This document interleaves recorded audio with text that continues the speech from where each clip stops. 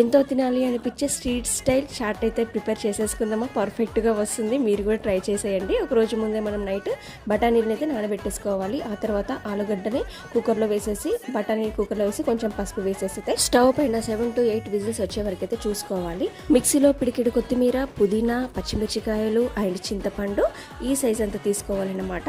మరోవైపు అయితే ప్యాన్లో ఉల్లిగడ్డలు అయితే మనం వేయించుకోవాలి.